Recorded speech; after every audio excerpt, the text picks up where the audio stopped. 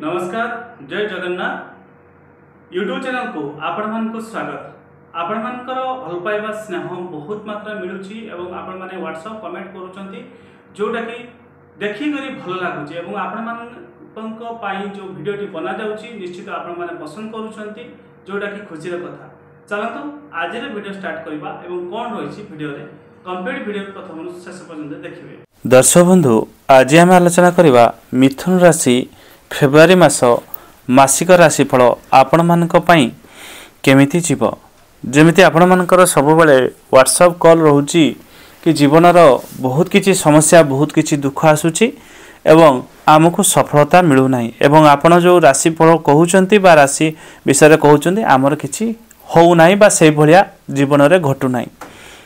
निश्चित आज्ञा आपण माने जो वीडियो देखुचंती तार बेनिफिट जदि आपण न मिलुची ताले वीडियो करिवार किछि आवश्यकता नाही। कारण आपण माने खाली तो वीडियो आज्ञा देखुचंती किंतु वीडियो रे जो कुहा जाउची जो टिप्स गुडी को बा उपाय गुडी को जदि कुहा जाउची ताको जदि आपण माने जीवन रे करिवे नाही ताहले केमिति आपण तार फल पाइबे।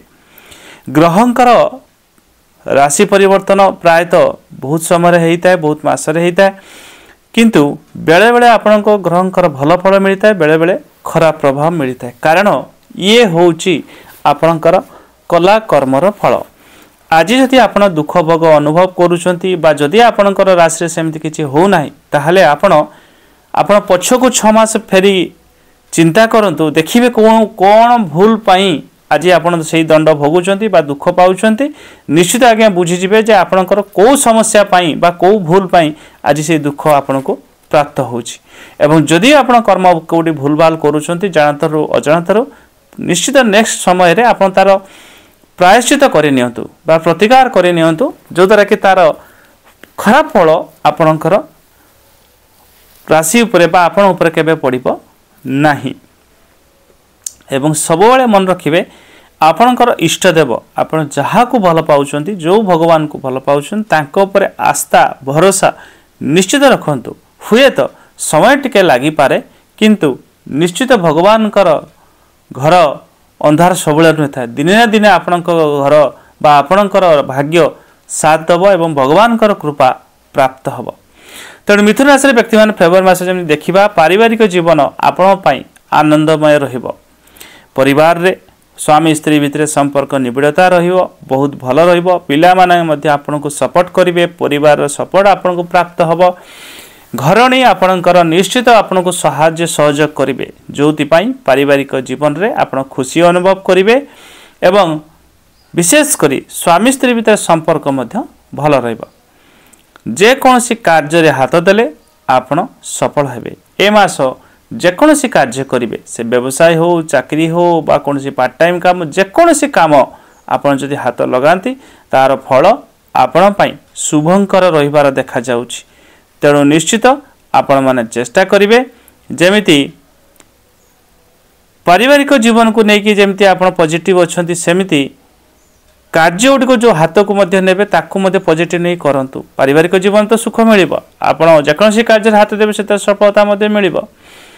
सरकारी कर्मचारी माने अत्यधिक कार्यचाप जोगु कठिन परिश्रम करी स्थान बजाय रखि पारिबे। ए मास मध्ये जो माने चाकरी क्षेत्र अछंती विशेषकर जो माने सरकारी कार्य रहिचंती एमान को टिके कामर भार अधिक रही पारे किंतु से काम को आपण सहजरे करे नेबे सेतरे किछि असुविधा नाही।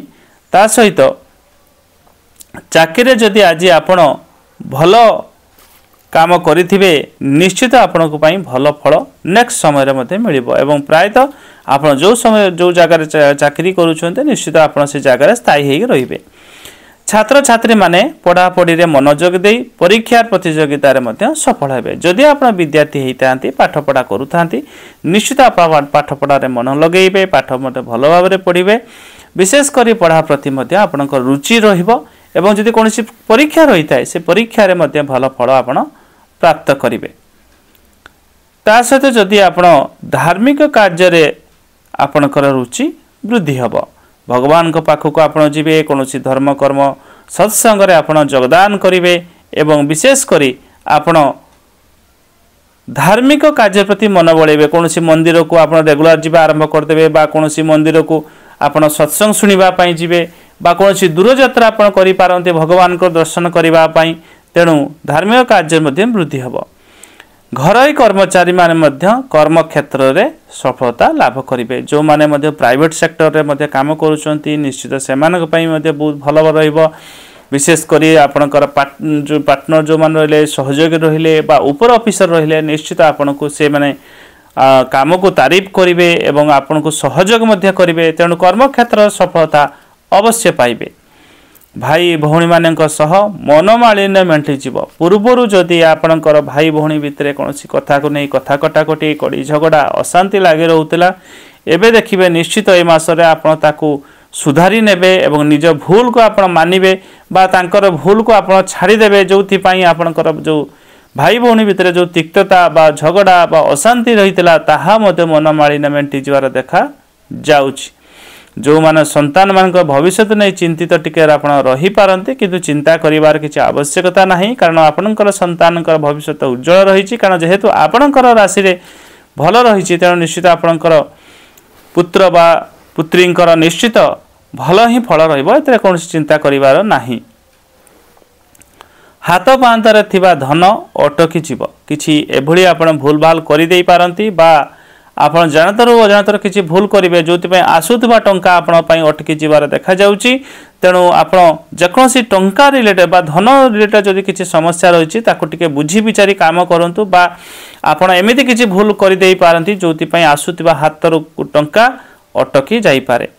अन्यर दुख दुर्दशा दूर करने को प्रयासरत हेबे। आपणकर सहयोगी जो मान रहिले बा आपणक पाखापाखि जो मान रहिले तांकर समस्या को आप दूर करने चेष्टा करेंगे और से सफलता मध्य लाभ करेंगे जो द्वारा कि पारिवारिक जीवन तो सुख आप प्राप्त करेंगे। एवं जो मैंने आपण सहित रही आपणकर पड़ोशी है आपणकर सांगसाथी जो मान रही तेणु आप दुख दूर करने चेष्टा करेंगे किसी हेल्प करेंगे बा किसी पैसा रिलेटेड हेल्प करेंगे जो आप टिके खुशी अनुभव करेंगे और जो मैंने आपको साहाय्य सहयोग नेबे से माने आपंटू लाभवान हेबे।